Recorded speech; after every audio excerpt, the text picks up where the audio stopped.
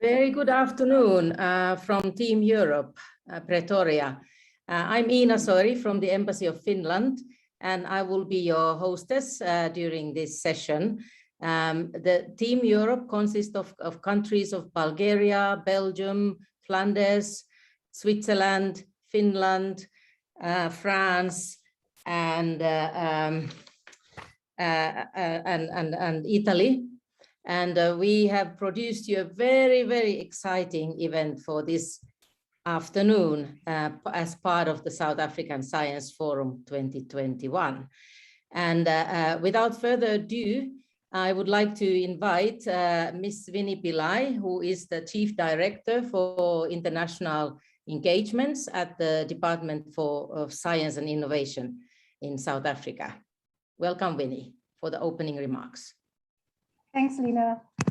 Good afternoon, everyone. Thank you to Team Europe for this opportunity to make a few remarks at the start of what seems to be a very exciting panel discussion on social impact innovation. I think for us at the moment, given all the challenges that we face, whether it's climate change, as we've seen from COP26 recently, food security, health, energy, etc., we recognize the key role that international cooperation plays in this arena. And I think therefore it's very important, and we really acknowledge the partnership we have with countries in Team Europe and in Europe broadly, together with the European Commission. I think there's an acknowledgement that we need to work together. We don't have all the resources that we need to tackle these global problems. We need to work across sectors, whether it's government, private sector, entrepreneurs, civil society, as well as across discipline. We've seen we need to look at cross-disciplinary approaches to deal with problems. And within this context, South Africa continues to grow partnership and cooperation. We've seen recently, science knows no borders. Science provides us with the key platforms that transcend borders, that provides a platform to promote science diplomacy. And as the Department of Science and Innovation, we value the strong science, technology, and innovation cooperation. Like I've said, with Team Europe, but also we work closely with the European Union. So that's also another dimension, as well as countries in Africa, on the continent itself. It's therefore a real pleasure for me to be here to listen to the various presentations that entrepreneurs, both from Europe and from Africa, that will be presenting to us and how they are addressing some of the social challenges that we are facing collectively and what is the impact of these challenges. Very quickly, I mean, we've all been going through this pandemic and we've seen that no country has been spared from the negative impacts, whether it's on our societies, whether it's on our economies. And I think that acknowledgement of the role of innovation towards addressing some of these challenges is very important. We've seen it in our own ecosystem, where we've had manufacture of PPEs, where public sector, private sector got together. We've also seen it in some of our engagements with Team Europe and Europe broadly. For example, we work on the platform of Eureka, which is a promotion of SMEs. And recently, there's been promotion of SMEs to work closer within the health dimension. And that's linked also together with Europe. We also work very closely with European partners around service delivery at municipal level. And that's really the interface where we make a big impact in people's lives as well. And I know as we go through today's session, we'll also come across various definitions of social innovation. And the literature spans, OECD states new solutions aimed at improving welfare and well-being of communities. There's also conversations around grassroots innovation, around frugal innovation. But I think all of these kind of connect and link with each other and contribute to resilient systems to deal with any future shocks. And I think that's quite important for us. From the South African perspective, just to say a few words, many of you will be aware that our science and technology investment is driven by government's broad objective of accelerating sustainable development and inclusive growth. And as government, we are guided by something called the South African National Development Plan, Of course, this is a plan that's been developed and released in consultation with stakeholders by the Presidency of South Africa, and it presents a vision for 2030. And in taking forward this vision, it also puts the role of science, technology, and innovation as a key element for growing the economy of the country.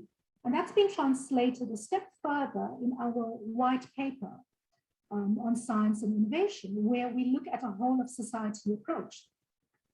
So just not as the government ownership, but also society and other key stakeholders. And as you know, we face the triple challenges of poverty, inequality, and unemployment.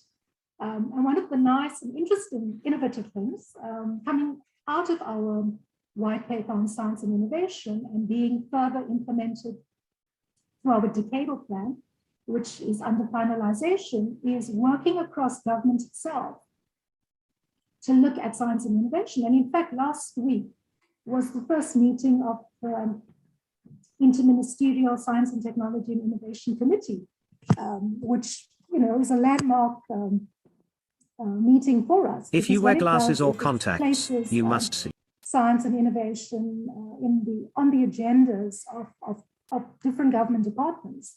So not just science and innovation. And I think that's quite important for us.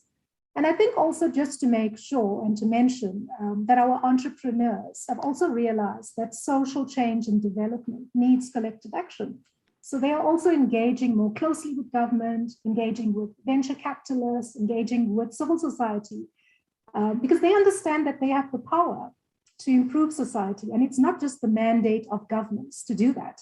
It's bringing innovative products, it's bringing products that can make a difference in people's lives. And at the same time, create markets, create opportunities, whether it's in Europe and in Africa, and also work together. And just broadly, I mean, Africa and Europe in general have been working closely to facilitate such ecosystems of connecting entrepreneurs between Africa and Europe. And that's an important element as well, because it's not just working in isolation, because lots of these challenges, like I've mentioned before, crosses boundaries. They know no boundaries, and we need to work collectively together. I mean, I'm not going to take up too much more of your time. I mean, later on, we moved straight into the presentations from the entrepreneurs, and whether they're talking about addressing water shortages or waste management to development of prosthetic limbs, I think we all will agree that these innovations make a real and can affect real change with measurable impact on broader society. And if we are going to address the United Nations Sustainable Development Goals, I think it's our shared responsibility. Doesn't matter which level we reside in, whether it's individual, whether it's entrepreneurs, whether it's government, whether it's civil society, we can make an impact in this regard, in achieving and developing towards these goals. And the partnerships that we have not only enrich global scientific knowledge bases, they deliver transformational impact. And this is where this impact, where innovation for social development comes in. It's impact for the betterment of societies. And of course, as South Africa, we are always proud of our international partnerships. And in doing so, and being part of this exciting event today, we hope we would critically build long-lasting international partnerships, strengthens the one we have between South Africa and Europe, and of course, bolster solidarity. And I think no time like the present, we need solidarity as we face these international challenges. So with those words, I just want to say thank you for giving me the space and the Department of Science and Innovation to represent us in this panel. And we are committed to continue to work with yourselves into Team Europe and broadly. And I look forward to the discussions. Thanks, Lina. Wonderful. Thank you so much, Vinnie. Now, we indeed have a very rich collection of companies, entrepreneurs for social impact, and then we have some experts who are going to discuss what is social impact and what is innovation and the role of technology in providing social change. I have a few slides just to quickly introduce who will be speaking today. Please, Nora, can you change the slides? The first company that is going to come on is called Project Circlec, which is from Switzerland, and they have discovered a very interesting prosthetics. I think our slides are not moving. Yes, there we go. Can you put the presentation mode on? So the first company to come on is, as I said, from Switzerland, Project Circlec. And then the second one is called Bread House Network, which, as the name says, is all about bread and innovation. And then the third one coming is a company from Finland partnering with South Africa, which is called eMath Studio and Teach the Nation. And the next one is a Ghanaian company called Mazuma, which has discovered a new invention to use mobile money. And then we have a French company called MyDesk Global. That is a very interesting a school bag that turns into desk and chair. And then we have our Belgium innovation called water treatment. Called B&, Aqua Solutions that is working on the area of water treatment. And finally, we have an Italian company called Last Minute Market that deals with waste. I'm afraid that our background slides do not work now. And I would like to introduce also our speakers. If there's any chance of getting those slides on, we're sorry for the technical hiccups here. We have our moderator for the panel discussion after the presentation of the companies will be Ms. Senisha Moonsamy, who is head of innovation skills at the Technology Innovation Agency in South Africa.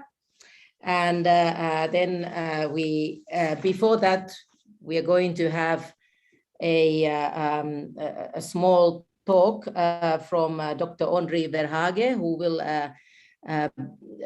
who is from the South African Innovation Summit. And she will give us some ideas how she sees the innovation that were presented before. And then for the panelists, we have also joining her, we have Mariana Kristen Jacob, who is the founder and managing partner of the SEIF Invest. And then finally, we have the ambassador of innovation from Finland, Dr. Jyrki Pulkkinen.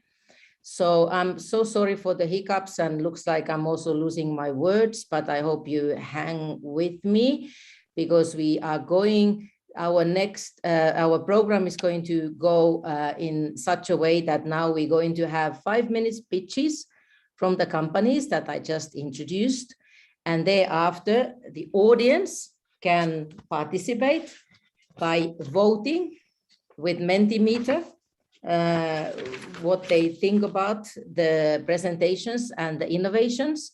And thereafter, we have Dr. Audrey, who is giving some assessment of the companies and their social impact.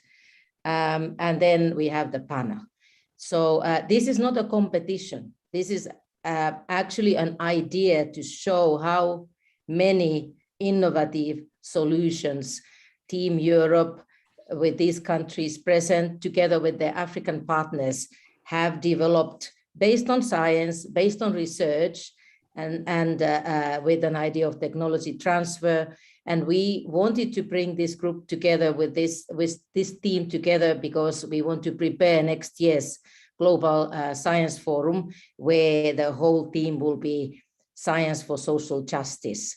So we feel that it's very pertinent to discuss how can we use science and technology and innovation in order to provide solutions for those various social and global problems what the whole globe is currently facing. So without further ado, I'm trying to keep time. So remember, I know the companies are very disciplined, but I'm going to tell you bye-bye when 5 minutes is over. So let me first call Sirklek. Please, the floor is yours. Thanks. I was going to share my screen.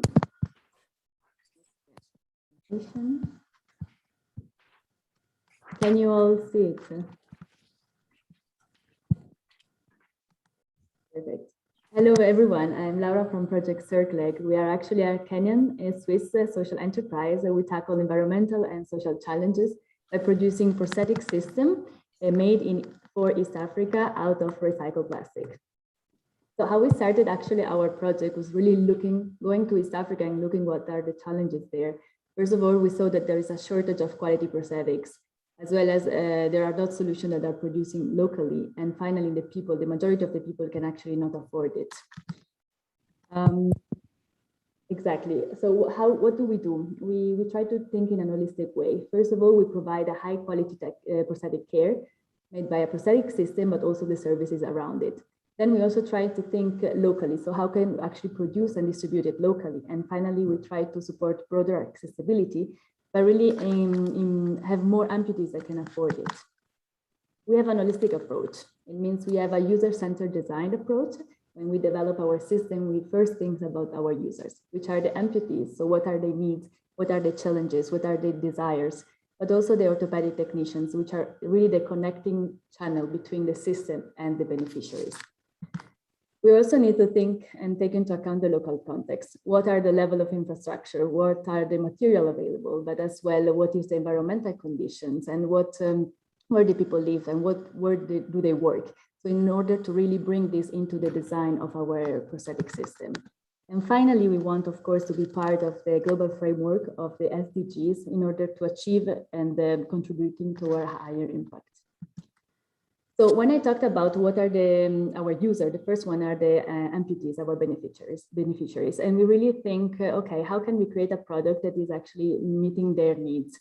And first of all, thinking about durability, how can it last long, but at the same time can be appealing aesthetically. And this is really a combination of material and design innovation, which is at the core of our development. As well, for instance, thinking about how can we produce it in big batches, but as well being customizable for every single person. And this is also a great challenge that we try to tackle with the development. And finally, we want to provide a system that can useful for the daily activities, but at the same time, giving them a feeling of stability and safety. How do we involve the orthopedic technicians in our development? First of all, by testing with them constantly, and also thinking how can we make it easy and fast to fit the prosthetic system to the amputees. As well, tackling problems like linked to import and the taxation, we try to make it locally. And using simple tools, because we think actually that we don't need big infrastructure sometimes to fit a system, so we can also distribute it in rural area. And finally, thinking really about education and training, because this is a major component in the fitting of quality solution. Along the whole development, we always been in contact with our testing users, our amputees that they tried it and really gave us the feeling that we are going into the right direction and we can really achieve a high impact by developing this program. And on the other pillar, we think how can we produce and create a sustainable model locally. We're a Swiss and Kenyan enterprise. The headquarters is in Switzerland, where we really foster innovation together with the different technical universities, but the production hub and the distribution hub will be in East Africa. There, we are really trying to create a strong supply chain partnership with different manufacturers that can really deliver a certain quality that we want. And as well, we have a network of customers that it's our customer, actually the NGOs and the different hospitals have a network of beneficiaries of the amputees. And next to this, we really want to think how we can support the beneficiary at 360 degrees, not just by providing a system, but also thinking about accessibility and empowering programs. As well as for the materials, and if we think about the material cycle, we know that we need to introduce this in the development design. So we use local resources, recycled polypropylene. We reinforce it with glass fibers. And then we look at which are the available production processes in East Africa. And after we distribute it, we give it to the different NGOs and the orthopedic workshops. They fit it, and the parts that are after a long time, they are like usaged and they're broken, they can be refitted into the material cycle. Next to the local model, we also think how can we support a broader accessibility and therefore increase demand, because 85% of the amputees have no access to prosthetic system, and the majority of the problem is they cannot afford it. So really thinking about how to develop an innovative financial mechanism together with the local entities, as well as empowering amputees in a 360 degrees that imply also support on the psychological and social aspect. And as well, the way we want to promote our communication, really trying to foster like a destigmatization of disability.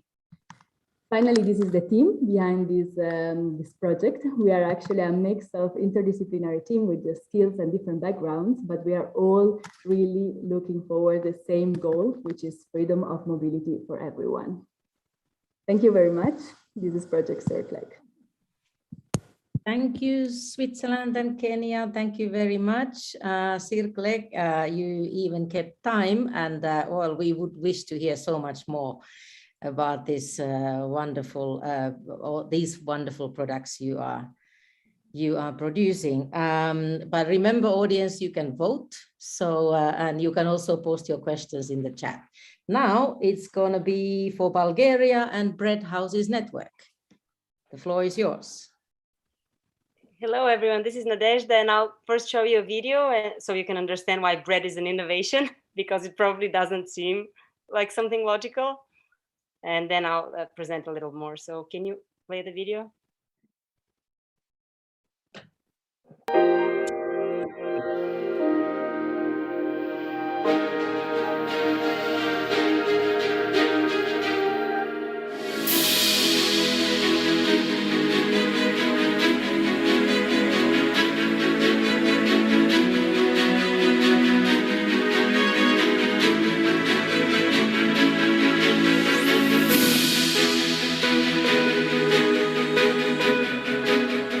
It's not so difficult to love people. You just have to give them a condition, and bread making and bread breaking is a perfect condition, really. The Bread Houses Network connects community centers that focus on community building and peace building through bread making. Bread that doesn't scare people. When you tell them come and make bread, they come. They don't ask questions. They don't say, oh, I don't know how to do it, or I'm afraid. I live in the neighborhood and I came here to buy bread. I like the smell of this healthy bread. And after that, I learned that there is a social project.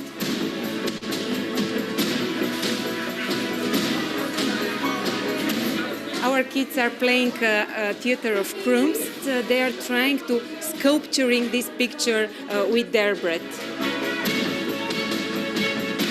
Bread making can really break social boundaries. Sometimes you would see people from very different backgrounds, rich and poor, and with disabilities, from different ethnic groups, different religions, cultures. It's inspiring to everybody because actually they otherwise never have a chance to meet each other.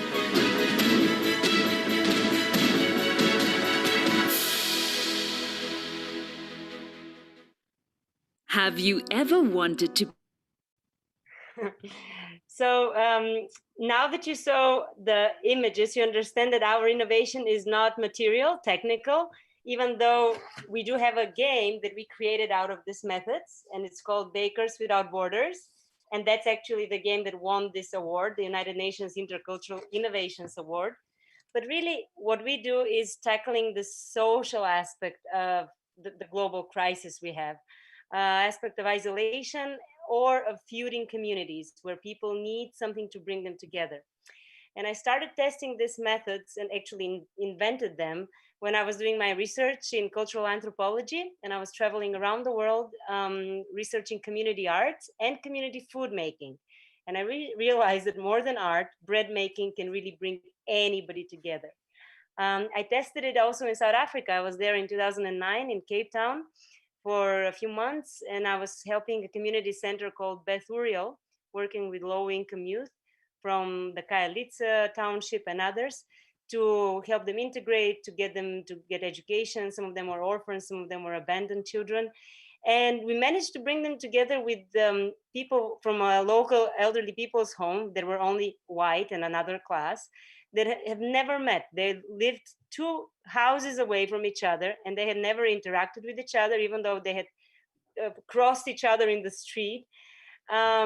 Obviously, after apartheid, there's still a lot of divisions. Everybody knows that in South Africa. And it was amazing when we invited the elderly people to come and bake bread at the youth center. They felt like grandparents to the boys, and they made connections. They bonded for a long period of time.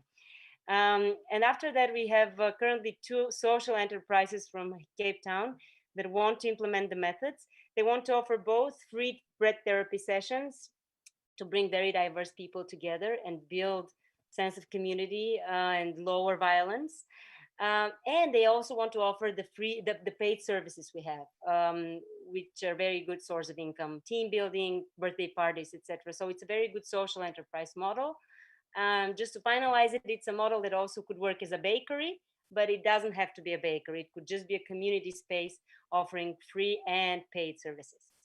So join our global family if anybody's interested, or we can just ship the game very easily and train people online how to use the methods. Wonderful. I think we would even smell the fresh bread, and I hope everybody has had lunch so that we will have some energy to continue. But I wish we could taste one day when world goes back to whatever normal it is. Maybe we can join you in bread making. Thank you so much, Bulgaria. And now we go to Finland and South Africa partnership in the mathematics teaching. So we're going to hear from eMath Studio and Teach the Nation.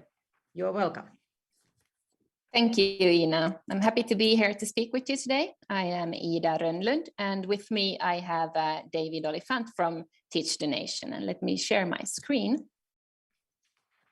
I am speaking to you from a exhibition in Finland on education, so I'm sorry if there is some background noise while I'm talking. So eMath Studio and Teach the Nation, together we want to create a culture for learning where we use advanced technology and teacher education to make quality mathematics available to everybody. Now, all over the world, students and kids are struggling. They are failing their exams. They are not graduating, or they're choosing not to continue education because they feel they are bad. And they might have problems finding jobs when they don't have the qualities required. But it doesn't have to be like this. So what we see is that the problem globally and also in South Africa is that students have skill gaps. They are missing things in mathematics. And in mathematics, everything builds on the previous issues that you have learned. So this means that if you have missed something in your education, it becomes more and more difficult to learn. And we have students who have been studying mathematics or in school for 15 years, and they are still maybe at the grade level of a third grade child. So this is useless, and we want to do something about this. Now we are approaching schools with a program where we are implementing a culture of learning. So this culture of learning we see is based on 3 pillars of impact. And one of them is that we want students to be reflective, students and teachers. We want data-driven education and also mastery-based learning. Now, creating a culture of learning might seem like something that is evident in school, but often schools are going in the direction where they are focusing on just testing and drilling for tests, and to actually learn is something that they are forgetting. The problem we are addressing is that yes, it's great to teach children to actually understand things, but there are too many students, there's too little time, and there are too few teachers. So what we have been doing is that we address these skill gaps. And we provide teachers with the tools they need so that they can give feedback to students, either automated or manual. And here I will come to two of the innovations that we have created at eMath Studio. The first innovation is an automatic math checker. So this is something that works as a kind of a virtual assistant for the student. So while they're solving their problems, this math checker can look through their solution, anything from junior school up to university level mathematics. And it will show the student exactly where they made a mistake. So you can see in the picture there a red exclamation mark on the first row of the calculation saying that this first step is incorrect, but the next two steps are correct. Your solution will be incorrect if you have a problem somewhere, but the student will then get this feedback and understand what they need to do something about. So this is something that takes away a lot of the time consuming activities, for example, in looking at tests or just going through student assignments that the teacher might have. But at the same time, a kid or a child will get this feedback that they need while they're trying to learn. Another thing that we are driving out is this type of skill gaps assessments in mathematics, where we see looking at a skill gap map. Looking at the fundamental skills that the student is missing. Now, as I said, everything in mathematics builds on the fundamentals. So if you don't have this fundamental skills, it will be really difficult to continue. This is something that we do when we start in a school, that all the students take these evaluations, and then based on this, they can start studying the exact things that they need to study. And we also teach the teachers, and this is also where Teach Nation comes in. So they have a development where they're developing teachers for 2 years in leadership development and social emotional thinking. And they also work with the school management team. And also these 3 pillars I mentioned, reflective, data-driven, and mastery, this exists both within the classroom then and in the school management. This is really important. So thank you for listening. Please contact us for more information or results or collaboration. Thank you. Thank you so much, Ida. And David, I was worried that I will be accused of being biased towards Finland if you go over time, but you kept it very well. Thank you so much. And from the freezing Finland, we are going to the hot and humid Ghana, and we're going to hear from Mazuma about the mobile money payment system. Are you there, Mazuma? Yes. Welcome. Yes, thank you. So I actually have 2 videos, but it's all within time, so we shouldn't have a problem. Okay, so let me begin.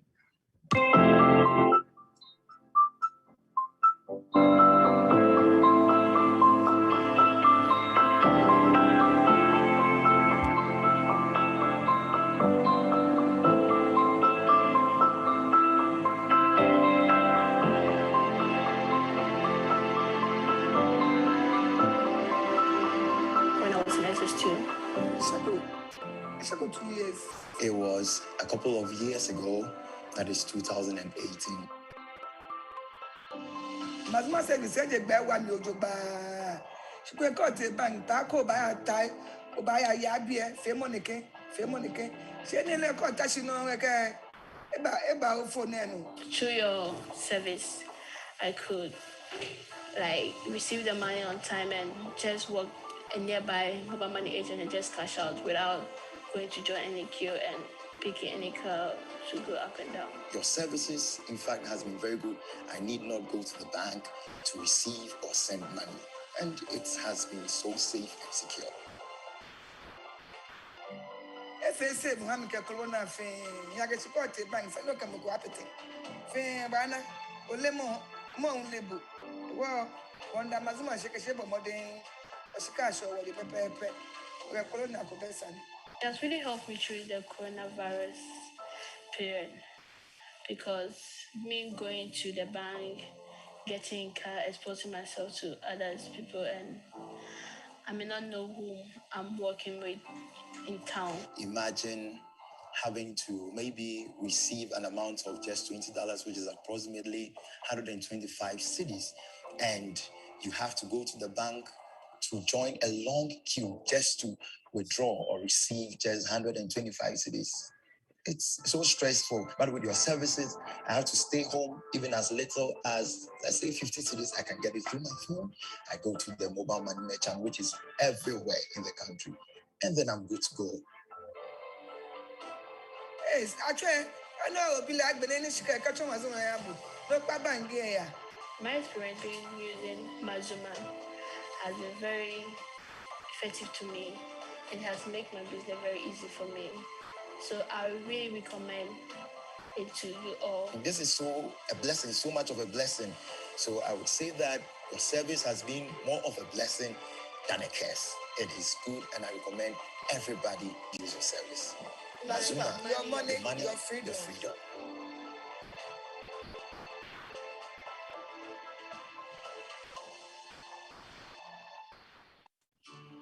So hello, my name is Kofi Genfi, and we are Mazuma. At Mazuma, we are building a truly financially inclusive payment system software for the underserved markets, specifically the emerging markets. Over the years, we've seen that one of the biggest challenges in the world today is financial inclusion. And by financial inclusion, we need access to finance tools that will allow people to have freedom how they're able to use it and plug them to the global ecosystem. Over the years, we've seen innovations such as mobile money, which have had an unprecedented effect on the continent. But even that has a lot of gaps in it. We at Mazuma were actually able to work with some of these softwares and process more than $100 million worth of payments through remittances and intra-country payments on the African continent. And we still see gaps in this. This is where the blockchain comes in. The internet made the world for global communication village. But the blockchain is truly going to make the world a global economy. With this in mind, we are building a truly inclusive blockchain payment solution for the underserved markets, for the emerging markets that will give them true access to the global economy through payments and remittances. Ultimately, we want to give our users the ability to use their funds the way they please. And this is why we are building Mazuma. Mazuma, your money, your freedom. Thank you.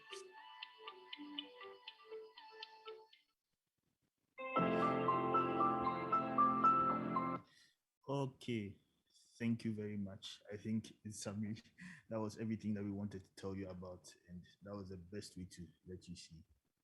All right. Wonderful, Kofi. Thank you, Mazuma. It was really, really interesting and lively. So remember, audience, you can vote. So we are still having 3 more interesting enterprises. And the next one is going to be from Belgium, from Flanders, and it's called BN Aqua Solutions. Are you ready to roll, our colleagues from Belgium? Can you hear me, Lina? Yes, yes, Boitumelo, you're welcome. Okay. Can I ask Nora?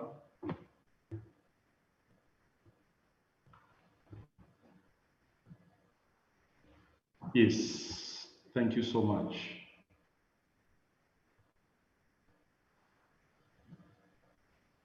You let me know when to start, Lina. Please go ahead. Your background slides are there. Okay. My name is Boitumelo Nkatlo, and I'm a founder and a director of a company called BN Aqua Solutions. And we are coming to you live from Pretoria. And what we do is to provide innovative water solutions. Next slide. The index of my presentation will be as follows. I'll cover my credentials, asset mine drainage background, the problem or the opportunity that we have identified, the prototype that we have built at the Council for Scientific and Industrial Research, the laboratory results, the employment opportunities that this project comes with, and the recovery of saleable minerals, and how are we planning to sustain this project as a business and therefore I will allow if there are any questions or comments. Next slide. I'm a chemical engineering graduate from the University of Johannesburg. I've worked in the metallurgical fraternity for over 13 years, and our objective is to increase drinking water capacity, and it can be used for irrigation and agricultural purposes in order to increase our food security. And again, our objective is to provide water, especially to the low-income communities surrounding the mines, by also providing employment to improve their livelihood. And we'll do this by, as we use a waste material in order to treat acid mine drainage to drinking stage. So that is why that's why this project is innovative. Next slide. But someone will ask, what is acid mine drainage? It is the contaminated mine acidic water found in the shafts, as shown by the picture on the left-hand side. So it is caused by the sulfide minerals having been exposed to oxidizing conditions. So it is an environmental problem. So our intention is to take this and make it drinkable so that it can be used by our communities. Next slide. Water is a global, critical and scarce resource, and it threatens to contaminate or pollute this available resource that is currently not drinkable. And one of the threats is the flooding of these shafts, and it will have a negative impact on our major rivers, such as the Vaal River, and also a negative impact on the ecological impact, and it jeopardizes the urban infrastructure of the greater Johannesburg. So during my tenure as a metallurgist, I have identified that acid mine drainage is applied to the mining industry, and government has also intervened. So this is where this innovative idea was born. But what is innovative about this project is that we use a waste product in order to treat acid mine drainage to drinking stage. So this project started in 2014 under laboratory conditions at the University of Johannesburg. And then the results prove that we do have a case for further development. Then we assembled and commissioned a prototype at the CSIR. The prototype treats 20 kiloliters per day. And then the seed funders has been the City of Johannesburg University, or Johannesburg Technology Innovation Agency, the Council for Scientific and Industrial Research, and the Innovation Hub. And just to highlight that the intellectual property of this project is exclusively owned by the university and licensed to me as the inventor. Next slide.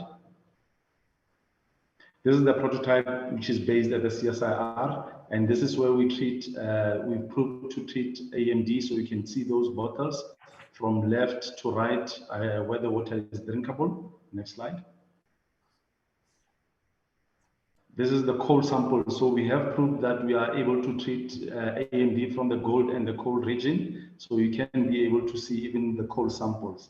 Next slide. Our future plan is to upscale the current prototype to a modular plant and build a 2 million liters per day plant, and to provide 15 plant personnel. And our competitors are Department of Water and Sanitation, NAFASI, and TCTA, but they don't get to drinking stage. Next slide. I'll be with you just, this is the last slide, Elena. We are producing saleable minerals from our residual slag. Next slide.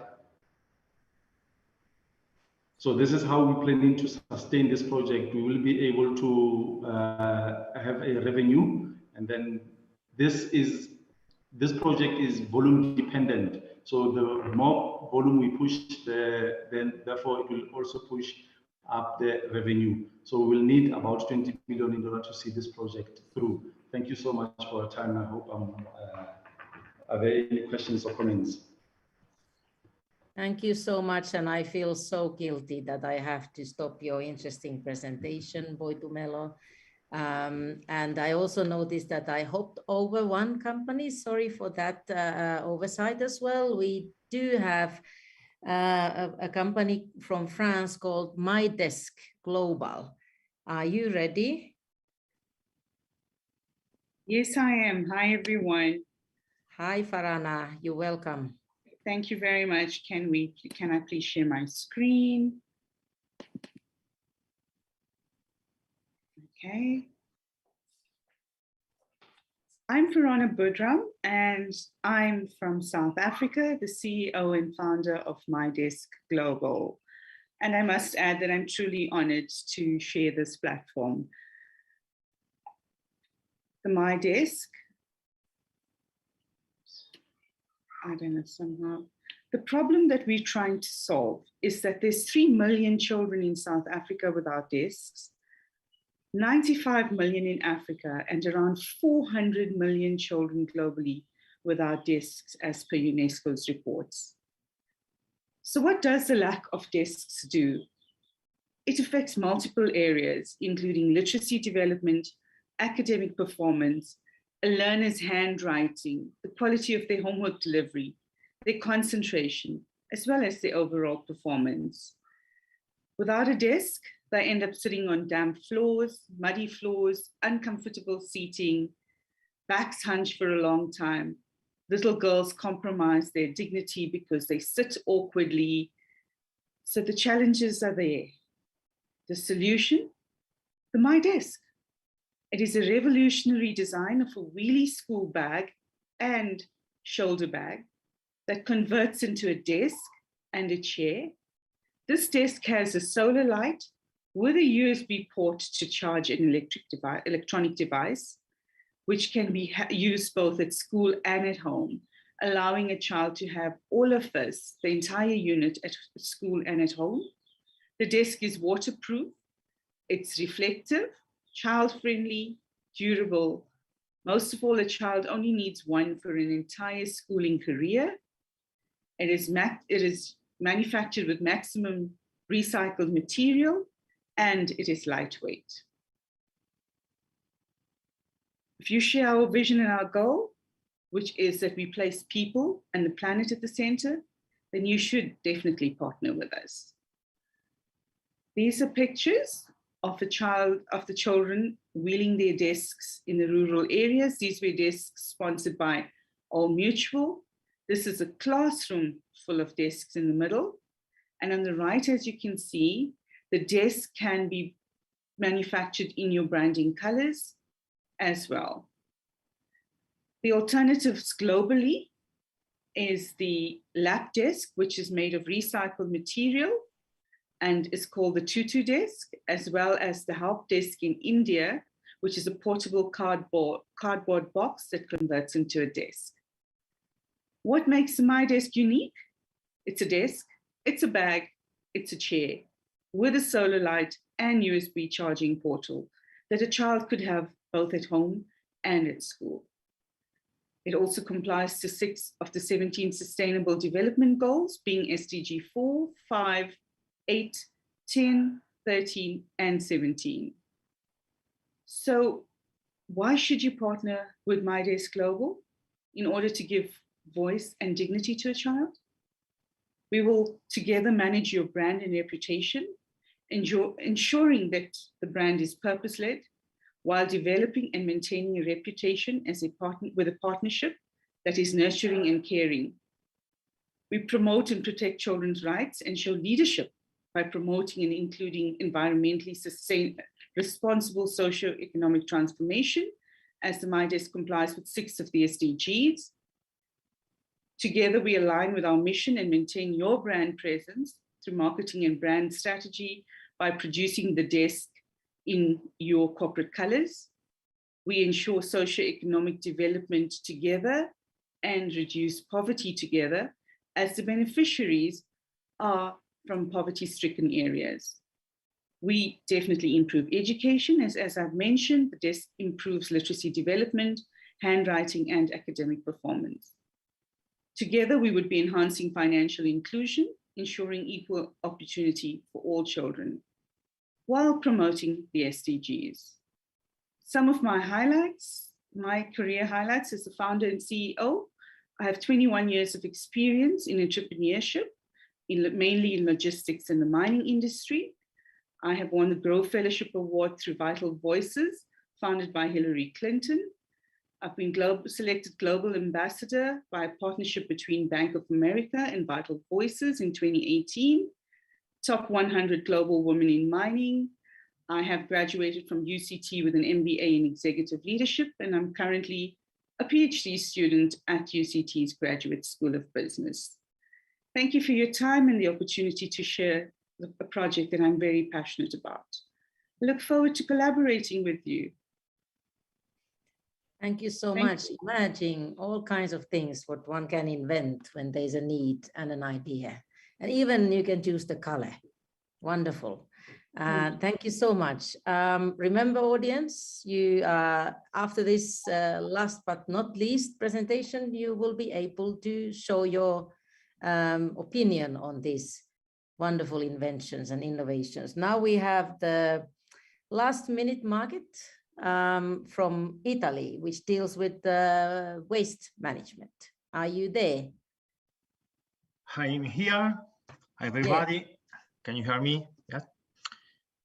Perfect. I'm going to. Okay.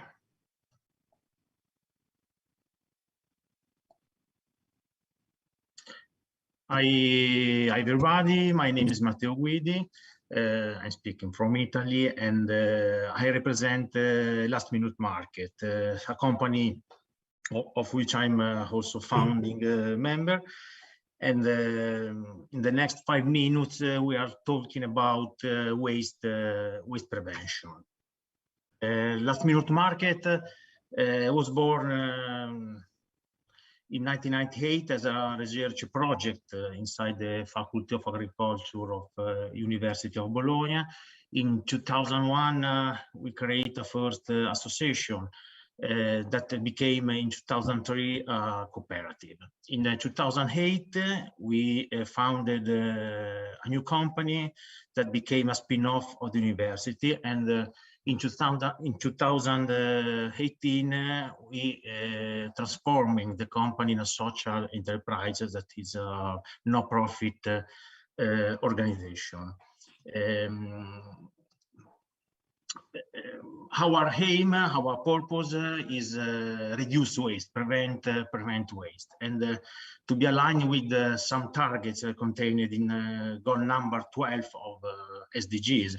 For example, target number 12.3, by 2030, half per capita global food waste of the retail and consumer levels, and reduce food losses along the production and supply chain, including post-harvest losses.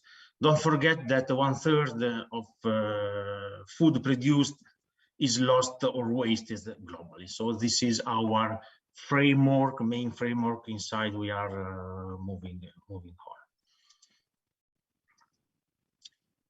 To do this, we offer a couple of a package of services.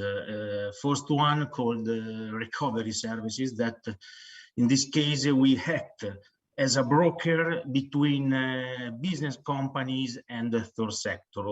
We had companies to don't throw away unsold product and recover for third sector and the no-profit entities. A second package of services is called prevention, and in this case we develop a project to prevent waste and losses. For example, developing training courses, data analysis, and anything could help our stakeholders to prevent waste. We work with our partners are represented by all the players in the supply chain, from producer to the consumer sector.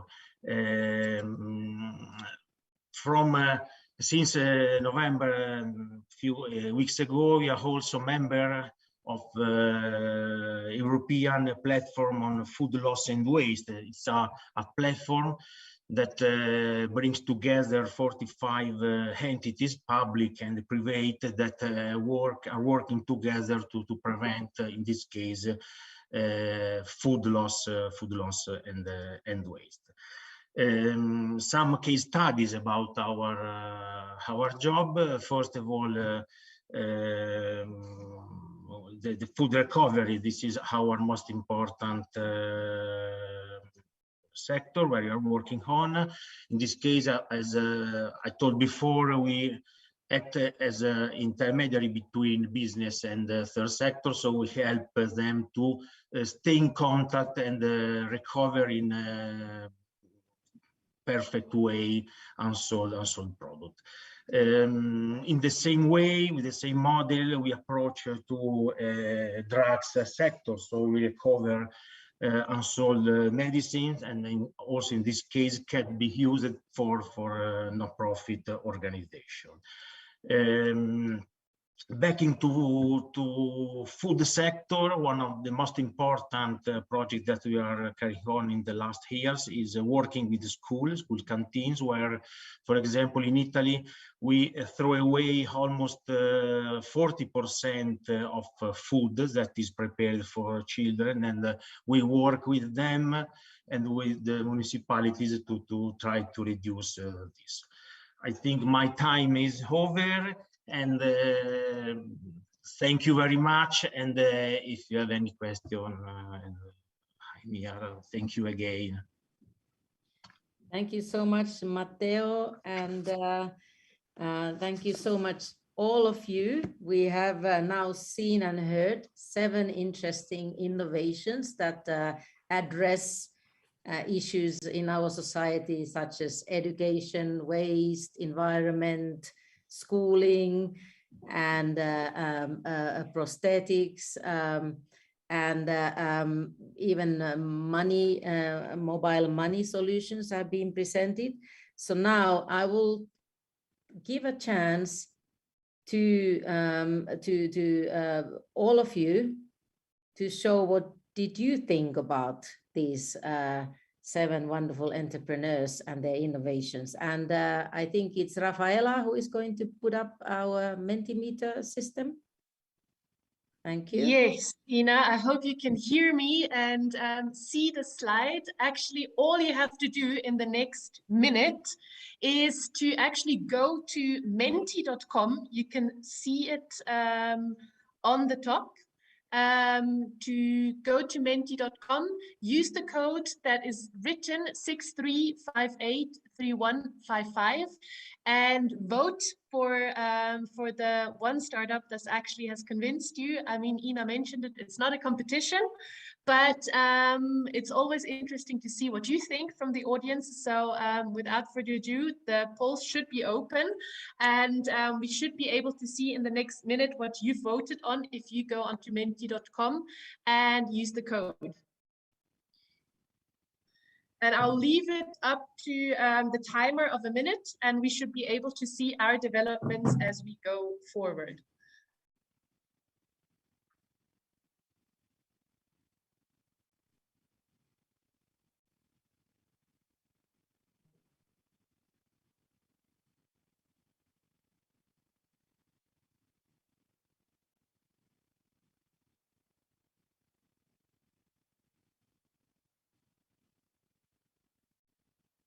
Meanwhile, remember, you can also post your comments and questions on the chat box, which we try to address in the end. Also, our panelists will get inspired by your comments, I'm sure. But yeah, we have some voting time left. I've already voted, so I hope you guys will also join me. Yes, so we see at the bottom, we have 15 votes. They're coming in. So we'll still have 10 seconds left, and we'll see where the votes take me. I hope I'll be able to press the enter button. Here is the stop sign, and we'll see if it actually works.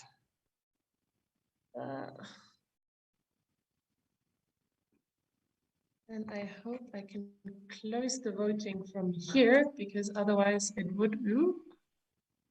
Here we go. All right, here we have the winner. And you see it all. Congratulations to IMA Studio and Teach the Nation. And I'll give you, Ina, the word.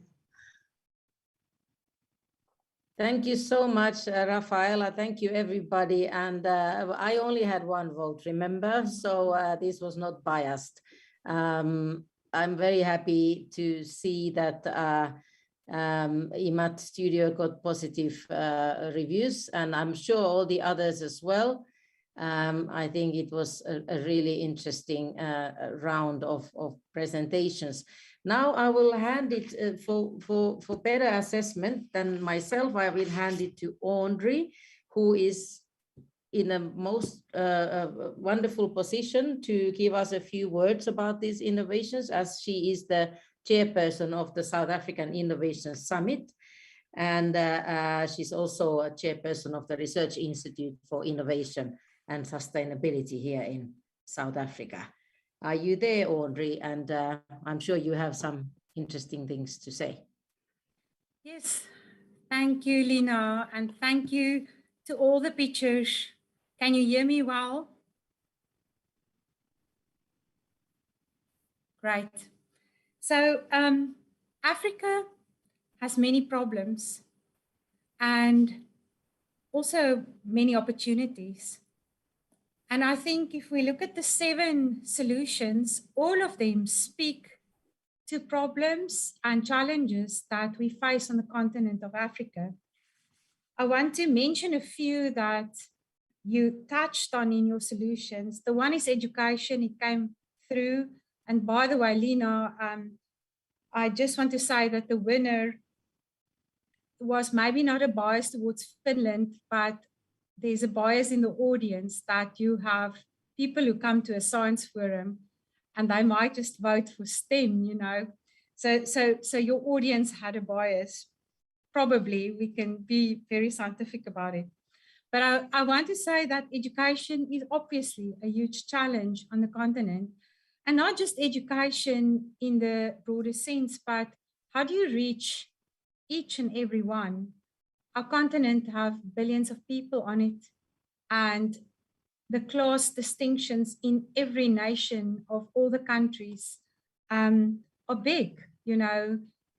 How do you reach people that are in faraway rural settings with limited resources and give them an equal opportunity through education? So huge, huge, huge challenge. Then we've got social innovation, where communities come together and they solve things by, in this case, baking bread. And that social connection and social cohesion is a huge challenge, also threatened by poverty and everything that poverty brings. We spoke about STEM, so there's all kinds of education, but STEM education specifically, we know is a leverage point for all progression, economic progression, inventions, solutions, all of the basic things that humanity needs. We also talked about local production. I loved that one of the solutions talk not just about waste and health, but I thought further and I talked about local production. And it's something that I want to say here on an international forum, that the type of creativity and solutions we need in Africa is not from the outside in, but in a co-creation fashion. I think if you talk to most people in Africa, they actually want to be part of your solution, not just recipients of the solution. So the innovation has to be co-created as well. Health, huge, huge.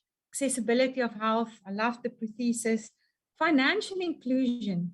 Just think of the basic thing of a transaction that people, lots of people that are educated and in healthy nations and forward-looking suburbs in Africa would tell you that the transaction is the basis of everything. And if you can transact in the smallest amounts, then you can open up education, you can open up health, you can open up insurance, you can open up everything if you can transact in the minutest amounts, which were impossible before mobile penetration, because the amount was actually nullified by the distance people had to travel and the money they lost in traveling and standing into queues and coming back to the point of transaction. So if you make transaction cheap and accessible, and if you look at the wave of unicorns and billion-dollar companies in Africa, almost all of them have been based on transaction, which were made accessible to all. So the point of transaction, and I love that presentation about you know, the transaction of financial inclusion. And then natural resources, water. I'm fairly sure we won't fight about money in the next 20, 30 years across nations. We'll probably fight for natural resources, water, clean air, and things like that. So social innovation on that level was incredible. The MyDesk, you know, it isn't just the content of education, but actually the way you receive your education that affects everything, your body, your brain, your inclusion, your accessibility again, and the combination of solutions. So I want to say Project Cyclic, lovely, your local production, also your health solution, the scalability of your solution, and that you combined it with so many SDGs. And you also thought of supply chains. You thought of how do you scale it across the continent of Africa. Bread Houses Network, you've won so many rewards. I think all of you were winners in some previous life somewhere. So the games, the social inclusion, and there I want to talk about technology. We always think technology is hardware or something really mathematical, but it's also the packaging of knowledge. If you take the definition of technology also as knowledge packaged, then the Bread House solution fits in so beautifully there. It attaches on social inclusion, and it doesn't take a lot of technology, but it actually packages the social solution into a knowledge product. And eMaths, yeah, we spoke about that. The culture of learning, I think it's so beautiful that it's not just content and that people understand systems, and that systems in social innovation is so important. Mazuma, your transaction, I talked about that. Being Aqua, your water solutions and attaching it to cleaning of water.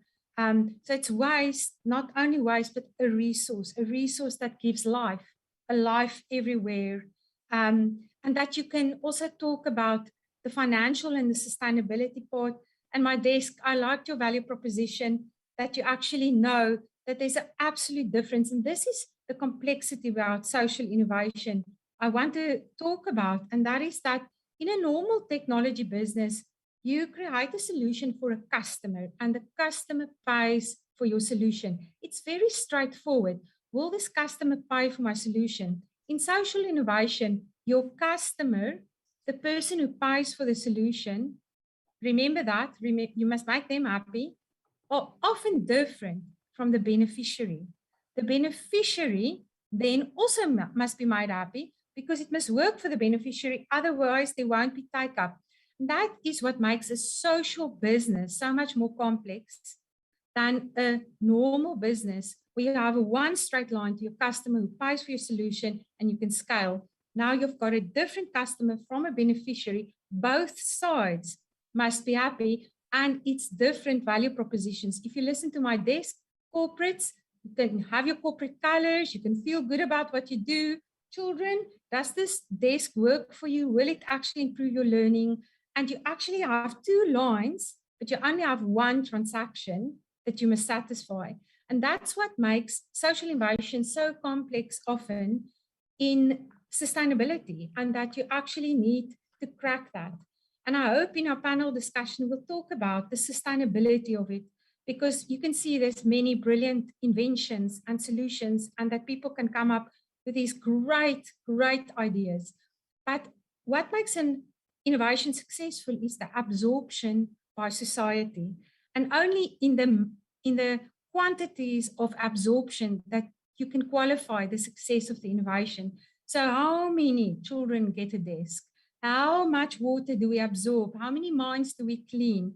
How many children benefit from the STEM education? That's actually the size of the success of that innovation.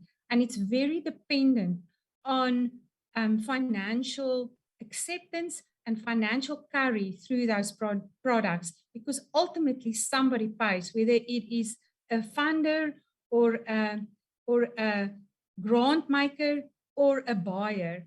And that's why I love the concept of actually scale through entrepreneurship, because through entrepreneurship, you deliver a value, social value that is sustainable as long as you can produce it at a point that you can keep on doing it. And therefore, I'm quite positive about profit in the sustainability market, and that we actually should also look at solutions and social impact through entrepreneurship, technological entrepreneurship, social entrepreneurship that is actually building itself as it goes out. Thank you very much for that opportunity and to listen to, and thanks for the 7 presentations. It was very inspirational. Thank you, Audrey. I'm sure that our entrepreneurs, they will really value your feedback. It was really thorough. And like you said, they are all winners for sure. Now I move it to Senisha. We do have some time left. We have we have done a bit of overtime, but no worries. I'm sure our 2 panelists still outstanding will sort of be able to focus what they wanted to say. But first, Senisha, you take over now from me. Are you there? Thank you so much, Ina. I think it's been just amazing. Congratulations to all of the guys pitching on social innovation, and a special congratulations to Finland. But I think it's so imperative what Audrey has been saying, you know, in terms of social innovation, in terms of impact measurement, in terms of measuring what happens across the Sustainable Development Goals. It's always been quite a challenge, and I can't be more grateful to have an esteemed panel with me today that's really going to speak about measuring that impact, measuring how we actually look at innovation and technology, and what are some of the really challenges we face across the continent. And I think for me that is critical at this stage, coming from a technology innovation background for the past 10 years. So I really welcome the new panel, Measuring and Managing of Social Impact. And I would like to introduce you just briefly to our esteemed panel for today. I have with me today, all the way from Switzerland, Professor Mariana Christian, who is part of the panel. I have Dr. Erkki Palkkanen from Finland, and I also have Dr. Ori Verhagen from South Africa. And I think because of the time factor, I really want to just introduce my esteemed panel, and so we can really understand where they come from. So with that, I would like to now introduce all the way from Switzerland, Professor Mariana Christian, founder and managing partner of SEIF and co-founder of SEIF Invest. With over 20 years experience in social innovation, CSR and impact entrepreneurship, Mariana is an expert in impact investment and a non-financial support. She's the founder of SEIF in 2011, intending to professionalize the social entrepreneurship sector and provide impact to startups with the necessary support to grow and scale successfully. Today, Mariana leads the early stage tech for impact investing, finding solutions for the issues involved in initiating the first financing rounds. So Mariana, I really would like to welcome you, and just for you to then introduce your take on social innovation and impact investment thereof. So Mariana, over to you. Yes, thank you so much for this nice introduction, and thank you so much for the speakers before, and also for the entrepreneurs. It's really an honor for me to be here, and I completely agree when Winnie said that international collaboration is so important, and it's so important on the same eye level, and we really have a lot of challenges to solve, and I think the entrepreneurs showed it very impressively, you know, how large the diversity is, and how potential, with a great potential the innovation is. And I must say, for example, we do have Tech for Impact Award with a European focus every year, and we get about 350 applications, something around that. And the quality of the presentation we had heard today, it was really great. You know, when I can compare it, to the applications we get in average, I think that was really congratulations to all of you. Now, focusing on the challenge of impact measurement, of course, as Audrey said just before, it's not so easy. But nevertheless, I must say, in most of the presentation, we saw, first steps in really a professional measuring the impact. Of course, SDGs or sub-SDGs, that is a first step. But as well as Audrey mentioned, of course, when you really do a professional impact measurement and management, then you have to ask for the beneficiaries. That's very important, as it was just mentioned before.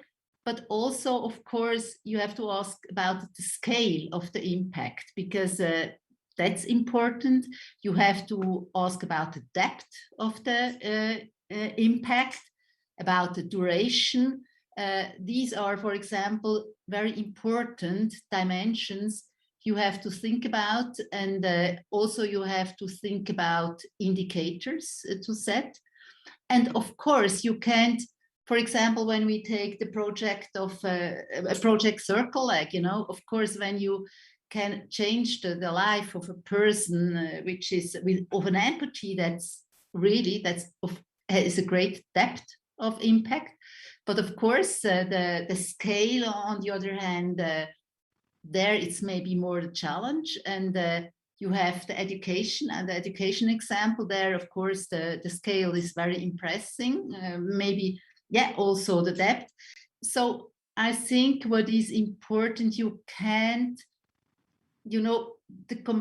every case is unique, and the comparison is very difficult. And to be honest, we did the impact assessment of all the cases before the presentation, and all of the cases are, of course, very impressive.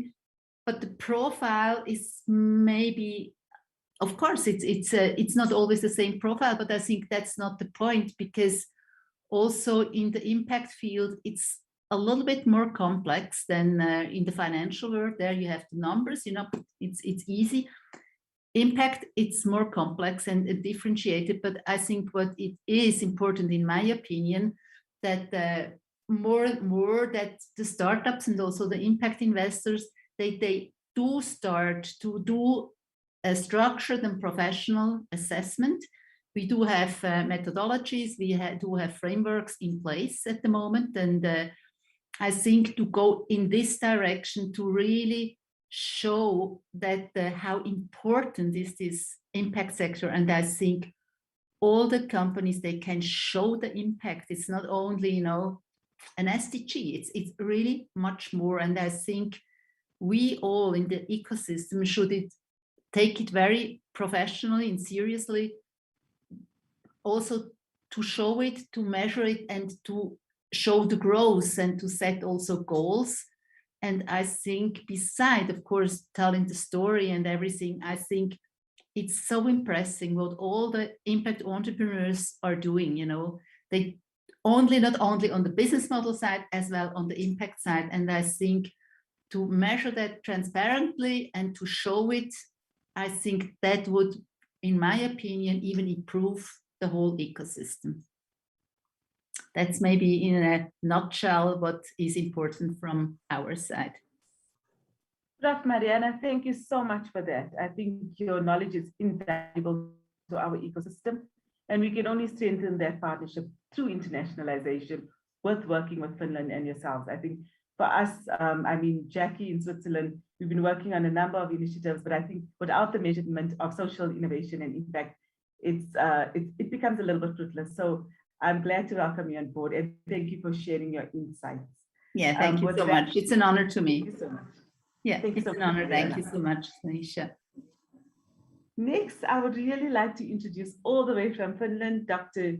Jyrki, Ambassador for Innovation, Minister of Foreign Affairs in Finland. Prior to this assignment, Dr. Jyrki was the Ambassador of Finland to Nigeria, Ghana, Benin, Cameroon, and ECOWAS. Dr. Jyrki has worked in many other positions at the Ministry for Foreign Affairs, such as the Director of Development Evaluation in 2013 right through to 2018, and is a Senior Advisor for Information Society, for Society, Science, Technology, and Innovation for the development since 2004. He was also the chair at the UNESCO IPDC Intergovernment Council in 2012, and the CEO of the UN ICT Task Force, initiated partnerships organizations at JESCA in 2018, based first in Dublin and later in Nairobi. Dr. Jyrki had several academic positions at the University of Finland. He finished his PhD on an e-learning in 2004. During this years, he was seconded to the Department of Education in South Africa as an ICT and education expert in 2000-2001. Dr. Jyrki, we really are honored to have you with us today for you to share some of your insights on social innovation and impact across globally, not only on the continent, but also globally. So over to you. Thank you very much. It's really a pleasure to be here. And I have to emphasize that the last experience of mine that you said in South Africa is the most important one, because that changed in a way my life. I used to be just a normal researcher at the time, looking at e-problems of e-education. Then I was 2 years in South Africa, and then I realized, there are other problems as well, like social problems and challenges.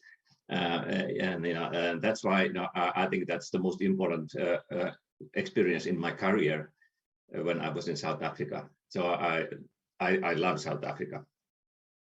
So I think as we heard today, there are quite many definitions of social innovation, and innovation anyway. So I think that it's a bit misleading to speak about social innovation and then kind of assume that there are other kind of innovations as well.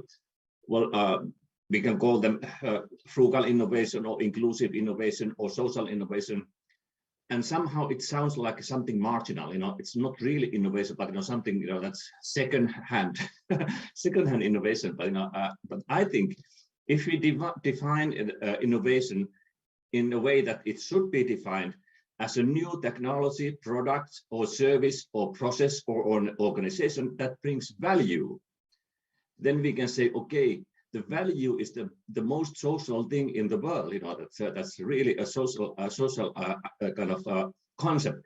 And everything new that brings value can be defined as an innovation, and then it is also a social innovation. Even I think technical, so-called technical innovations, they are, in the end of the day, they are social innovation because they have an impact in our society, in our communities. Business innovations have an impact in our communities as well, bringing wealth, and so on. So, and anyway, technology is a social artifact in the end of the day. So it's not something that is that is different from other artifacts that we are creating in the society. So from this point of view, there are plenty of different innovations that can have a social impact. But of course, now most probably we are speaking about those innovations that are bringing impact on SDGs, for example, that defines and narrows a little bit down the focus. But I just want to bring two different kind of views on those, and that is, I divide those innovations in two categories related to funding. And the first one, that I want to emphasize is, I would actually call it like innovative investment for social impact. So the innovative is in investment part, not the other parts in the services or product or whatever. So it's in the investment, how we are investing to innovation. And this is a kind of model that has been developed in UK, and the last ones, the last developments that I have seen in Finland by Sitra, the National Innovation Fund. So the idea is that if you can define the social problem and you can calculate the cost of the problem for the society, you basically have the value of the problem. And then if you can decide, how to evaluate or how you can assess the problem, that that you can see, okay, how much you have kind of achieved those kind of how much you have achieved that impact, and you can measure that. How are the outcomes of the learning outcomes, how they are getting better, or how, if there is a kind of problem of in drug use, how less there are the drug users in the streets, etc., etc. Then basically you can sell this to the private funders in a way that that okay, if you find our innovative solution on this to solve this the problem, we would like to get a return of investment based on the basic value of the problem for the society. So basically the investment is tied, or the return of the investment or interest is tied on the achievement level of the social kind of impact. Is really requires sophisticated kind of matrix to define the social problem, but also a very sophisticated way of evaluation in the end of the day when you are deciding how much, what is the value of your input with your investment. So that's quite interesting, because then you can really see that there is a measurable impact in the social challenges.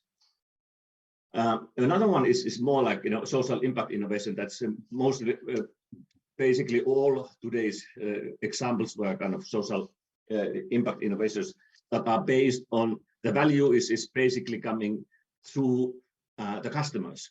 So basically you are trusting that the customers who are paying your services will then kind of assess the value and then are willing to pay for the service. So that's quite a normal entrepreneurial way of assessing the value of the social impact. And the way this is managed, of course, is totally different. While in the first one, you have to, there's not usually the kind of startups or young professionals who are providing the solutions. It's kind of top edge companies that really know how to solve social problems, and they are willing to take a risk, and they are willing to also to take the challenge also from the funding point of view. While in the latter ones, that mostly they are the young entrepreneurs, those people who are inventing something really valuable and believe, and then try to get that up and running and scale up in a way that they can make it sustainable. So totally different. And of course, the funding point of view or management point of view, it's kind of normal portfolio management that you are trying to pick up the winners and then pushing them a little bit further, and then trust that they will pay back the investment while the customers are paying their services. So it's like horse betting, that you try to bet to find the best horse, and then you are putting the money, and and then look to the end of the race, who are the winners. And of course, we have then remembered, and in this case, there are also the losers. There are a lot of entrepreneurs who never actually be kind of successful, and they are losing everything what they had. But that's the name of the game in the business. But anyway, I just wanted to say that there are different ways of looking at the innovation and investments, and there's different management systems behind that. Thank you very much. Thank you so much for that, Dr. Yuri. And I think it's just a pity that our time is running out, and I would most welcome us taking the conversation further. But for all the viewers and the delegates out there, please hashtag SFSA 2021. I think it's very, very important that you put your questions and your comments on the blog. And we're really looking forward to taking the conversation further with our colleagues, both Prof. and Dr. Yurki in the house today. And it's just a pity that we're running out of time. I know we have 1 minute left. So Dr. Audrey, I'd like you to maybe give any final comments on your side, viewing the social innovation candidates and also the impact thereof in South Africa. Just some final words from you, Dr. Audrey. No, just to be extremely short, well done. Keep on doing it. You inspire us, and we're behind you. We'll give you all the support you need. Thank you so much for that, Audrey. And to all of the viewers and to the esteemed panel and to the 8 social innovators that featured today, absolutely amazing work. We're looking really to strengthen the collaboration with all the partners. And thank you so much to all the embassies that have come on board, to Finland, to Switzerland, and the other colleagues really looking at strengthening the ecosystem and growing our network for collaboration. So let's collaborate, let's get it done. And we're looking forward to hosting the World Science Forum next year in South Africa. Thank you to all of you. Bye from me. Thank you so much. Thank you, Sanisha. Thank you, everybody. So this session was brought to you by Team Europe, which is Belgium, Bulgaria, Italy, France, Finland, and Switzerland. And we are with you next year, because I'm sure with a lot of effort, we will solve this current situation of staying apart, and we will meet next year in Cape Town. Thank you very much. Also for the companies, everybody have a good evening. Stay safe. Thank you so much, Team Europe. Thank you so much, Ina, for all your contributions. Thank you very much. Bye. Bye. And Bulgaria, I forgot. Bulgaria also. Bulgaria. Yes. Challenges, stumbling blocks or starting blocks. Every day we face challenges, and every day we have a choice to turn back or to power through. At the Department of Science and Innovation, we power through economic crises, pandemics, global warming. We search, we collaborate, we imagine. Because we believe in the power of science, technology, and innovation to create a better world. Since 1994, we've asked, what can we do to make our country and the world a better place? And we've worked to find those answers. Because the challenges of the past weren't obstacles but opportunity. Partnerships, skill, and funding created the solutions we see today. The Department of Science and Innovation, making sure it's possible.